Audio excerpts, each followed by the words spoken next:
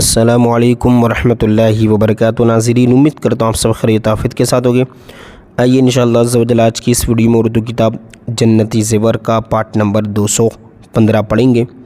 Page number آپ دیکھ سکتے ہیں 499، یعنی 500 پیج اب پورے ہونے والے ہیں اور انشاءاللہ پھر ان قریب کتاب بھی پوری ہو جائے گی، ٹھیک ہے۔ جو لوگ کنٹینیو دیکھ رہے ہیں وہ کامنٹ کر کے ضرور بتائیں کہ جو شروع سے لے کر ابھی تک کمپلیٹلی دیکھ رہے ہیں۔ دیکھیں یہاں سے ہم نے پڑھنا ہے، دیکھیں یہ ٹائٹل حضرت زینب رضی اللہ تعالی عنہا، یہ 12 نمبر، یعنی کہ اس سے پہلے 11 حضور کی جو ازواج ہیں ان کا بیان گزرا اس سے پہلے پارٹ میں، ٹھیک ہے۔ اب دیکھیں یہاں سے، یہ رسول اللہ صلی اللہ علیہ وسلم کی سب سے بڑی شہزادی ہیں حضرت زینب رضی اللہ تعالیٰ عنہ، جو اعلان نبوت سے 10 سال قبل یعنی پہلے مکہ مکرمہ میں پیدا ہوئی۔ یہ ابتدائی اسلام ہی میں مسلمان ہو گئی تھی اور جنگ بدر کے بعد حضور صلی اللہ تعالیٰ علیہ وآلہ وسلم نے ان کو مکہ سے مدینہ بلایا تھا۔ مکے میں کافروں نے ان پر جو ظلم و ستم کے پہاڑ توڑے، ان کا تو پوچھنا ہی کیا حد ہو گئی کہ جب یہ ہجرت کے ارادے سے اونٹ پر سوار ہو کر مکہ سے باہر نکلی تو کافروں نے ان کا راستہ روک لیا، اور ایک بد نصیب کافر ہے نا، جو بڑا ہی ظالم تھا، حبار بن اسود، اس نے نیزہ مار کر ان کو اونٹ سے زمین پر گرا دیا، جس کے صدمے سے ان کا حمل ساقط ہو گیا۔ یہ دیکھ کر ان کے دیور کنانہ کو، جو اگرچہ کافر تھا،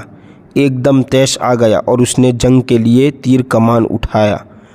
لیا۔ یہ ماجرا دیکھ کر ابو سفیان نے درمیان میں پڑھ کر راستہ صاف کرا دیا اور یہ مدینہ منورہ پہنچ گئی۔ حضور اکرم صلی اللہ علیہ وسلم کے قلب کو اس واقعے سے بڑی چوٹ لگی، چنانچہ آپ نے ان کے فضائل میں یہ ارشاد فرمایا کہ ہی افضل بناتی اصیبت فیہ، یہ میری بیٹیوں میں اس اعتبار سے بہت فضیلت والی ہے کہ میری طرف ہجرت کرنے میں اتنی بڑی مصیبت اٹھائی۔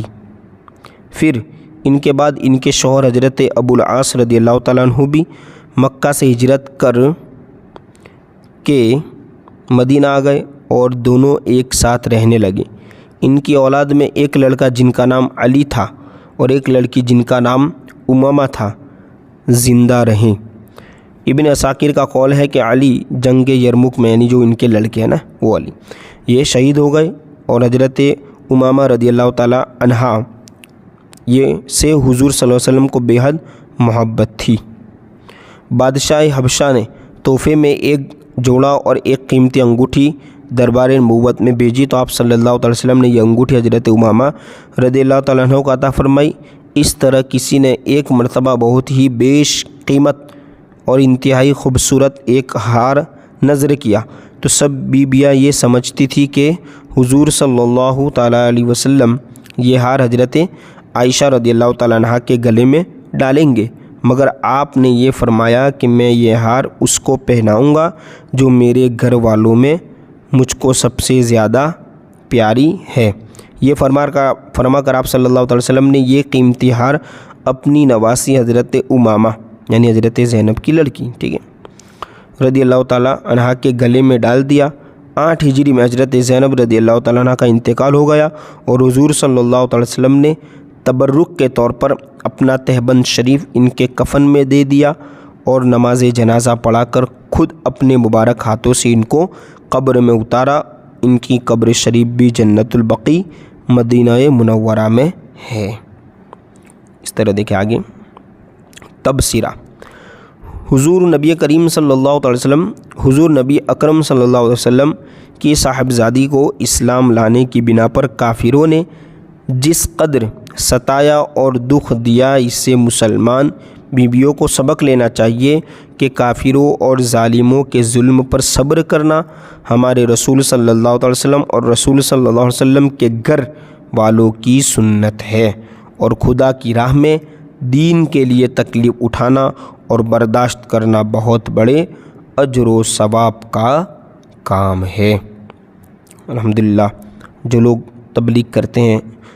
دین کی باتیں پہنچاتے ہیں، علماء بھی ہیں اس میں، مبلغین ہیں یا مبلغات ہیں، تو ان کو جو تکلیف آتی ہے، تو یہ کہہ لیجیے حضور پاک صلی اللہ علیہ وسلم نے بھی تکلیف اٹھائی اور حضور کی آل نے بھی، حضور کے گھر والوں نے بھی تکلیف اٹھائی، تو جو ان کی سنت پر عمل کرے گا، ساتھ ساتھ یہ برداشت کرے گا، صبر استقامت سے کام لے گا، اسے بھی انشاءاللہ اجر و ثواب کا خزانہ اس کے ہاتھ آئے گا۔ انشاءاللہ پارٹ نمبر 216 میں آگے حضرت رقیہ رضی اللہ تعالیٰ عنہ کے متعلق آگے نئی سبق میں یہاں سے پڑھیں گے۔